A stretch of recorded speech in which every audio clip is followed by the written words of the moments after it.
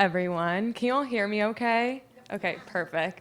So my name is Kayla Clevenger, and I'm a recent graduate from the Rutgers Genetic Counseling Master's Program. And today I'll be presenting on my thesis research titled Disease Concept Model for MED13L Syndrome. So I'm going to start off with a brief introduction. So just what is a disease concept model? So disease concept models, or DCMs, capture the real-life experiences of a disorder through qualitative interviews with caregivers, healthcare professionals, and educators. And in drug development frameworks, regulatory agencies such as the FDA and the EMA are increasingly adopting formal DCMs to prioritize clinical trial outcomes. And why is this important to study? So the full impact of MED13L syndrome on both affected individuals and their caregivers remains inadequately understood. And understanding these impacts is essential to formulating effective interventions, identifying clinical trial endpoints, and understanding the impact of caring for a child with this syndrome. And the overall purpose of my study was to develop a DCM for MED13L syndrome based on a literature review as well as formal qualitative interviews with caregivers, healthcare professionals, as well as educators. So now getting into the methods. So the first thing I did was conduct a literature review, and this review included 29 papers that evaluated 103 individuals with MED13L. Then between June and September of 2024, I conducted those semi-structured qualitative interviews with caregivers, so a bunch of you guys. And the interviews covered topics including the diagnostic journey, symptoms, impact on daily life, community involvement, received interventions, and challenges faced by caregivers. The interviews were audio recorded and then later transcribed, and the interviews were then coded based on a formally developed codebook consisting of specific concepts, thus creating a disease concept model, including both the findings from the literature and from the caregiver interviews. I also want to note that when analyzing our data, each concept was counted at its first mention in an interview, so not by the total frequencies of mentions in an interview. And this was done unless a concept occurred with another concept in a different domain or category, which was deemed co-coding. And I'll go over some co-coding results a little bit later on. So here's a little bit of context about what is within a disease concept model and how things are organized, just to get everyone oriented on these terms for when I go over the results. So categories represent the broadest level within our coding schematic. Then within the categories are the domains, and lastly within the domains are the specific concepts. So it goes from the most broad to the most specific. So here's an example of the setup. So an example of a category is symptoms, then which the domain would be behaviors, and the specific concept would be maladaptive behaviors. A second example is shown here. So the broad category would be caregiver impacts, then the domain within that would be emotional impacts, and then within that is caregiver fear. So again, these are just examples to give you all insight into the coding process, and also will help when I go over the figures in the results section. So this is just a picture directly from my disease concept model that was created, and on the top right is that labeling of what I just went over. So this is showing a partial view of the symptoms category, and you can see the domains within that category labeled, and then each of these bullet points are the specific concepts identified. So again, just getting everyone oriented for the next section. So now getting into some of my results. So for the participants, I interviewed 16 caregivers, about 16 individuals with MED13L syndrome. And as part of this research, I also interviewed 2 healthcare providers and 1 educator, but I'll be focusing on the data from the caregiver interviews for the purposes of this presentation. And now I'll go into some of the more specific results with some of those broader categories.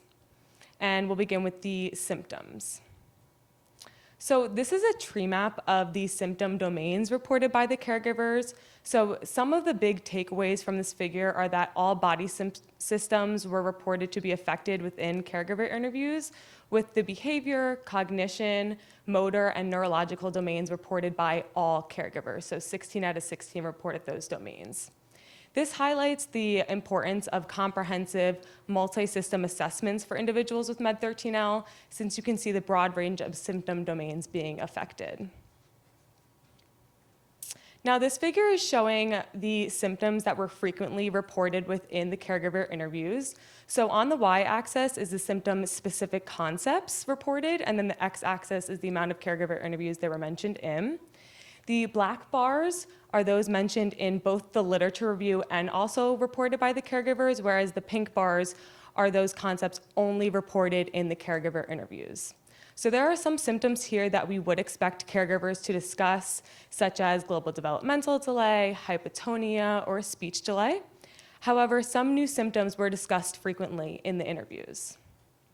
And these new symptoms include abnormal sensory behaviors, abnormal sleep duration, initiation and maintenance sleep difficulties, fixated interests, and maladaptive behaviors. 3 out of 5 of these concepts belong to the behavioral domain.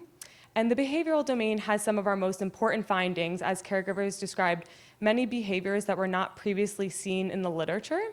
And there are also some behavioral concepts that were mentioned very few times in the literature, but mentioned in many of the caregiver interviews. So for example, aggression is mentioned maybe a handful of times in the literature, but it's mentioned in over 50% of the caregiver interviews. So these concepts are very important in describing MED13L because they can be used as outcome measures for clinical trials in the future, as these behavioral symptoms are measurable. So now getting into the individual impact category. So the individual impacts refer to the specific ways in which each clinical feature or symptom affects the individual's education, social and family life, emotional well-being, activities of daily living, or overall health and quality of life. And this is a similar figure to before, but with frequently reported individual impacts. So the y-axis is those individual impact concepts, and the x-axis is the number of caregiver interviews they were mentioned in. And there are some impacts here that are not surprising to us, such as academic support needs or support with activities of daily living. However, you can see with those pink bars that many new impacts were identified. And more specifically, impacts on socialization and family life were newly reported concepts frequently reported by the caregivers. And within those red boxes are some examples of concepts having to do with socialization and family life. For example, difficulty playing with others, social isolation, judgment impaired, or impulsive social behaviors. And you can see that these types of concepts were frequently reported. So lastly, getting into the caregiver impacts category. So here's a more general figure of the domains within the caregiver impact. So it's not the specific concepts, but those broader domains. And you can see that all of the bars here are pink, meaning that all of the caregiver impacts were newly identified in the interviews. Additionally, each of these domains, so that being emotional impact, caregiver effort requirement, social, health, financial, and daily living impacts, was reported in 13 or more caregiver interviews, demonstrating that caregivers are highly affected by this condition as well. More specifically, emotional impacts and caregiver effort requirement was mentioned in 100% of the interviews, and social impacts were reported in almost all interviews as well. So this figure is a heat map of the symptom domains that were co-coded with the caregiver impact, so some of those co-coding results that I mentioned earlier. So on the left are the list of all the symptom domains that individuals with MED13L may be affected by, and then on the top are each of the caregiver impact domains. The percentages are the percent of interviews that had co-codes of these domains, meaning that caregivers mentioned a symptom impacting themselves. For the coloring, the lighter coloring means that there were less co-codes, and then as the red gets darker, it means that there is a higher percentage of co-coding. First, I'll go over a little bit within the behavioral symptom domain having impacts on the caregiver. So you can see that there are multiple boxes in this row with a darker red, and more specifically, you can see that the behaviors had impacts on the caregiver effort requirement, emotional impact, and social impacts frequently. And the behaviors had social impacts on the caregiver in 38% of interviews. And to give a more specific example, within that social impact domain, the concept of siblings and family being impacted was co-coded with the concept of abnormal social behavior in the individual with MED13L in 25% of interviews. Next, I'll talk about the cognition domain. So you can see that this domain had a large impact on the emotions of the caregivers, being co-coded with emotional impacts in 38% of interviews. And a more specific example is that caregiver fear was co-coded with an impaired sense of judgment in the individual with MED13L syndrome in 19% of interviews. And then lastly, I'll focus on the sleep domain and its impact on the caregiver. So more specifically, having difficulties with sleep in the individual had impacts on the caregiver's own health in 31% of interviews, and you can see that in the darker red. And another more specific example is that caregiver sleep disruption was co-coded with abnormal sleep in the individual in 31% of those interviews. So again, this is just going over some examples of how the caregivers can be impacted by the condition. So lastly, getting into my discussion.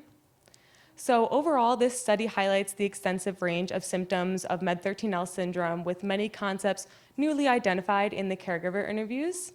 These findings significantly enhance the current understanding of the condition while also revealing additional aspects that may inform clinical care as well as intervention strategies.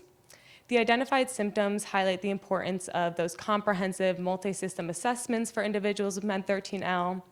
And clinicians should be aware of the full spectrum of symptoms and consider the impact of these symptoms on the individual's social participation, emotional well-being, family life, and independent living. So lastly, I do want to take a second to give out some thank yous. So first, I want to thank each of the caregivers that allowed me to speak with them about their experiences and their children. I also want to thank my thesis committee, so to Gary, Terry Jo, Rachel, and Katie. Thank you so much for your ongoing support and contributions to this project. This wouldn't be possible without the MED13L Foundation as well as Combined Brain. And then here are my references, and thank you so much for listening.